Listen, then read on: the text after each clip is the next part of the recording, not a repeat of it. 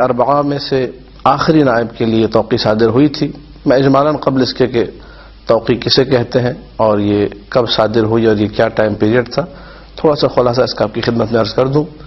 امام زمانہ صلوات اللہ وسلام علیہ کی ولادت کا جو زمانہ ہے سن 255 ہجری ماہ شعبان المعظم کی 15ویں تاریخ، جس کی سحر کے وقت آپ اس دنیا میں تشریف لے کر آئے امام حسین عسکری علیہ السلام کے گھر میں. تو 5 سال کے قریب اپنے والد ماجد کے دامان مطہر میں پرورش پاتے رہے، اور اس کے بعد جب 5 سال کے بعد سن 260 ہجری میں امام حسین عسکری کی شہادت ہوتی ہے تو اسی دن سے غیبت صغرا کا آغاز ہو جاتا ہے، جو سن 329 ہجری تک یعنی 69 سال تقریباً یہ سلسلہ جاری رہتا ہے.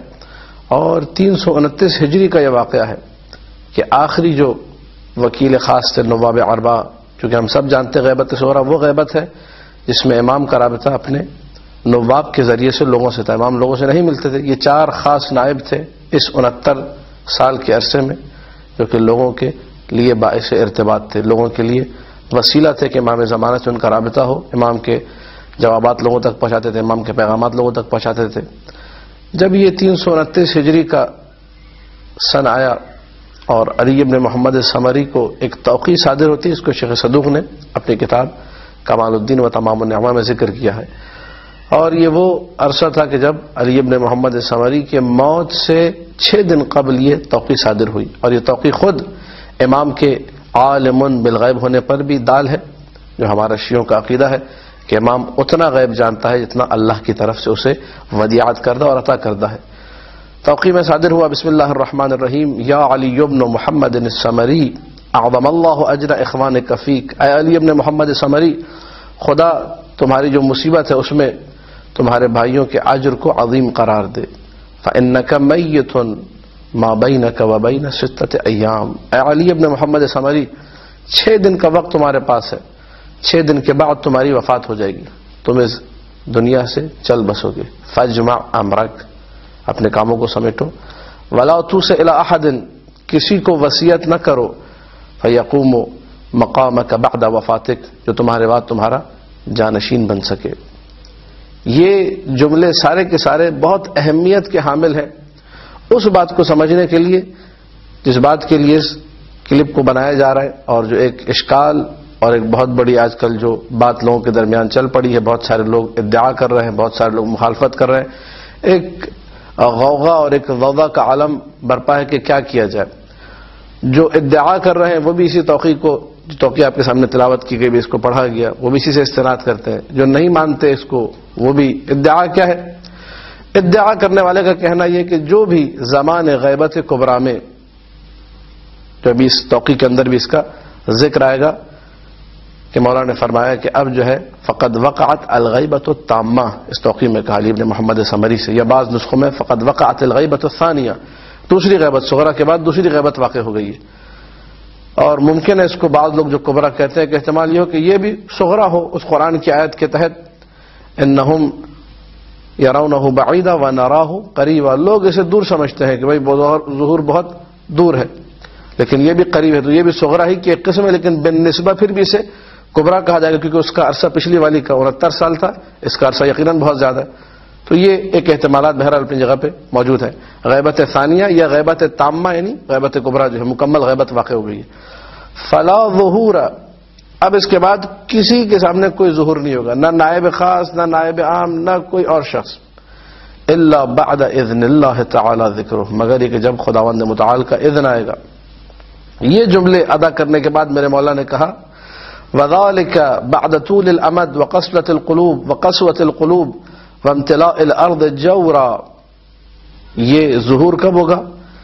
جب مدت بڑی طویل ہو جائے گی، غیبت کا زمانہ عرصہ بڑا طویل ہو جائے گا. شیعیان خلص ہوں گے جو آخری دم تک امام زمانہ کے عقیدے پر، عقیدہ مہدویت پر قائم و دائم رہیں گے اور اس کامیابی اور کامرانی کو اپنے دلوں میں سمیٹے رکھیں گے. اسی لیے غیبت کی جو بعض دعائیں ہیں جو مفاتیح الجنان میں شیخ عباس قمی نے نقل کی ہیں، باراللہ مجھے ان لوگوں میں سے قرار دے جو لوگ غیبت امام زمانہ میں شک نہیں کرتے.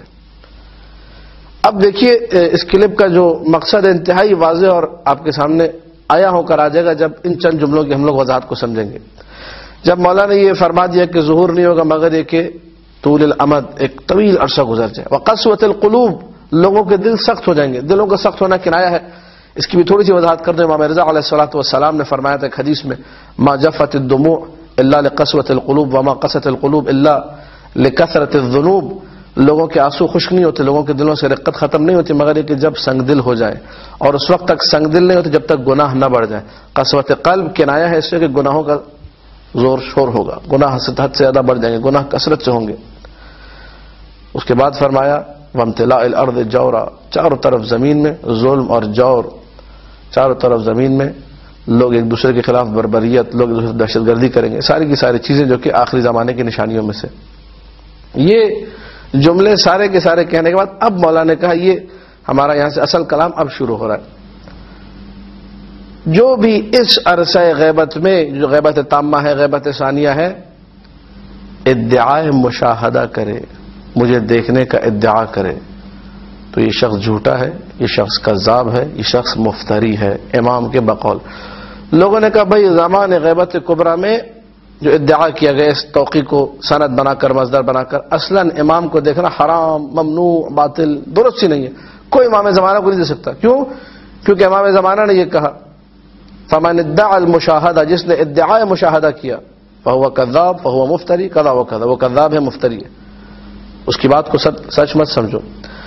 اب سوال یہ ہے کہ ایک طرف یہ توقیع ہے، ادعا کرنے والا کہہ رہا ہے جتنے بھی واقعات ہیں سارے جھوٹے ہیں، سارے واقعات غلط ہیں.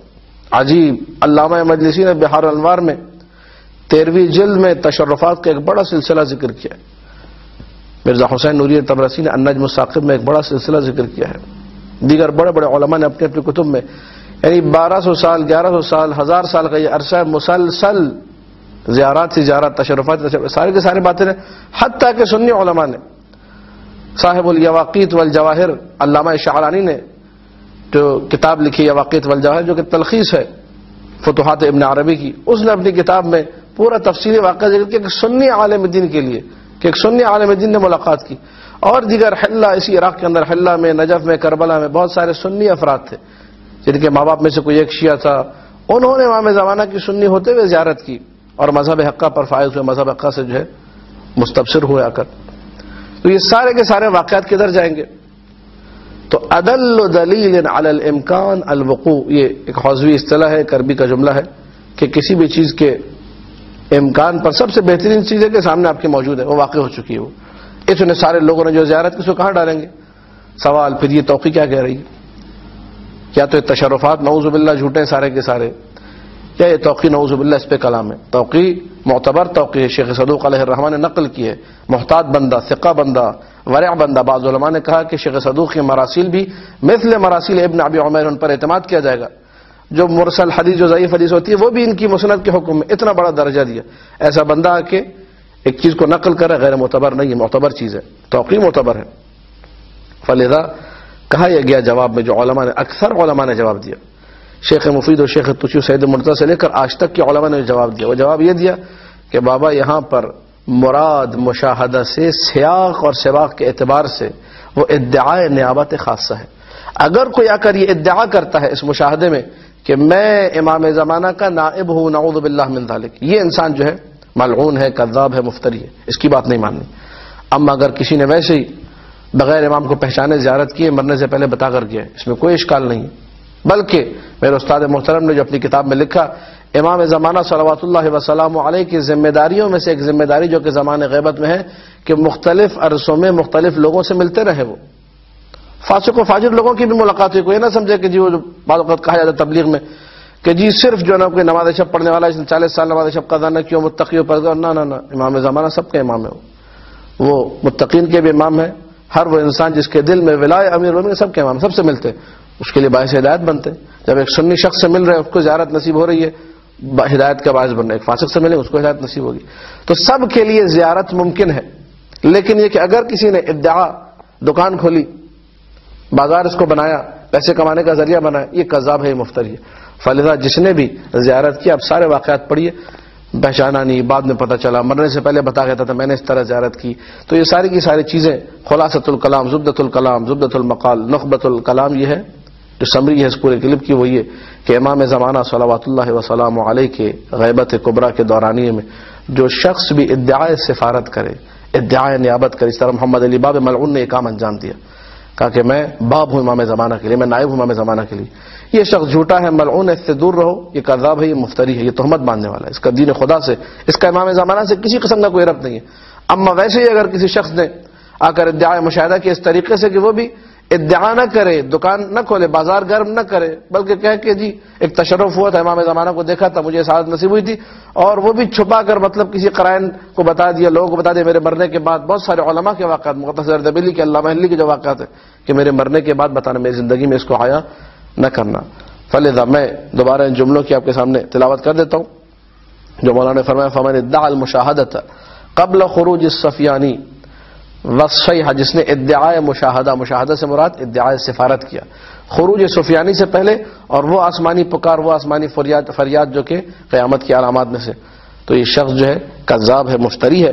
فهو كذاب مفتر ولا حول ولا قوة الا بالله العلی العظیم. دعا ہے خداوند متعال ہم سب کو امام زمانہ سے توسل کرنے کی توفیق عطا فرمائے، اور کوشش کریں کہ کلام معصوم کو سمجھیں اور اس پر عمل کریں. والسلام علیکم ورحمۃ اللہ وبرکاتہ.